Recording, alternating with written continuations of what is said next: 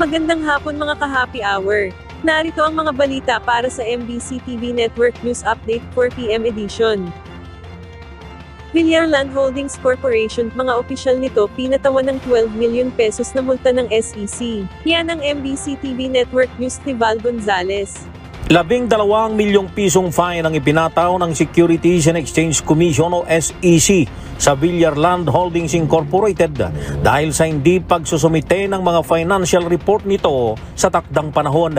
Ayon sa SEC, walang saysayang paliwanag ng Villar Land kung bakit hindi nito na isumite ang mga ulat sa takdang oras. Batay sa record ng SEC, ang Villar Land ay nagdeklara na ang halaga ng mga ari-arian nito ay umabot na sa 1.37 trillion pesos noong March 28. Ngunit hindi pa rin ito na isumite ang mga financial report para sa taong 2024 at unang quarter ng taong 2025. Ang SEC ay naniniwala na ang pagdedeklara ng Villar Land ay maring manglinlang sa publiko at mayroong gross negligence o bad faith sa pagdidirekta ng mga gawain ng kumpanya.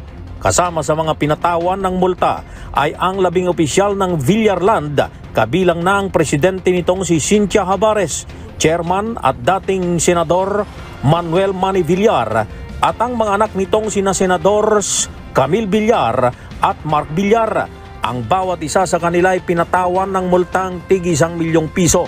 Ayon sa SEC, ang mga financial report ay kritikal para sa regulatory oversight, market integrity at proteksyon ng interes ng mga investor. Sabi ng SEC, walang basihan ang Villar Land na humingi ng extension sa pagsusumiti ng kanilang financial report.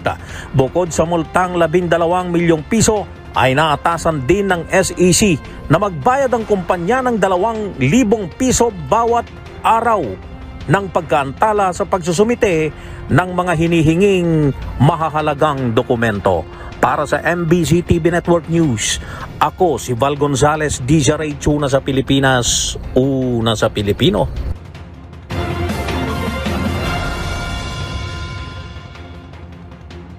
Samantala, BIR nagsampa ng patong-patong na tax evasion case versus illegal vape retailers. Yan ang MBC TV Network News ni Boy Gonzales.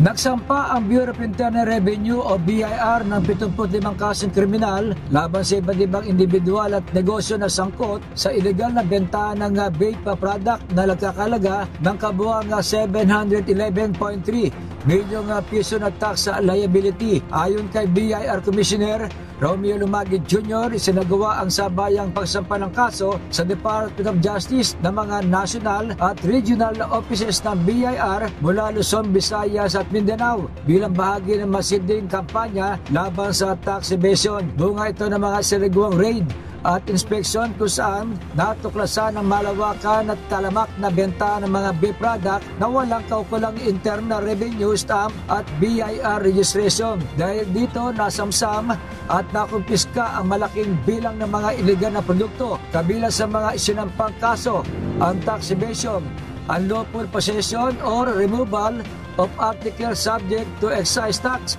without payment of the tax at failure to file excise tax return. Ang hagbang na ito ay kasunod ng mga naunang kaso laban sa malalaking player sa illegal na vape trade.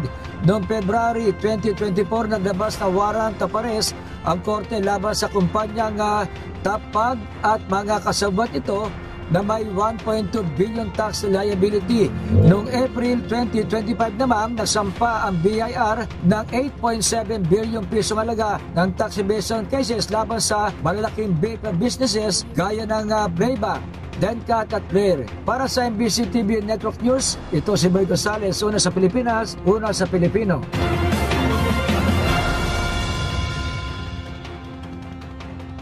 Sa iba pang balita, taas singil sa terminal fee ng NAIA, ipapatupad sa susunod na buwan. Ipapatupad na sa darating na September 14 ng Ninoy Aquino International Airport ang taas singil sa passenger service charge o terminal fee. Base sa Manila International Airport Authority Revised Administrative Order No. 1 na ang passenger service charge para sa mga babiyahe sa ibang bansa ay tataas mula 550 pesos ay magiging 950 pesos. Para naman sa domestic passengers na ang terminal fee ay magiging 390 pesos na mula sa dating 200 pesos. Nakasaad sa nasabing kautusan na hindi kasama ang mga bata edad 2 pababa, flight crews, overseas Filipino workers, pilgrims, Philippine Sports Commission delegates, Medal of Valor awardee at ibang mga autorisado ng batas o ng Office of the President. Ang nasabing taas singil ay base sa kasunduan sa pagitan ng gobyerno at NAIA Infracorp na siyang nagkontrol sa NAIA noong nakaraang taon. At yan ang mga balita para sa MBC TV Network News Update 4 PM edition. Abangan ang mga susunod na balitaan mamaya para sa 5 PM edition.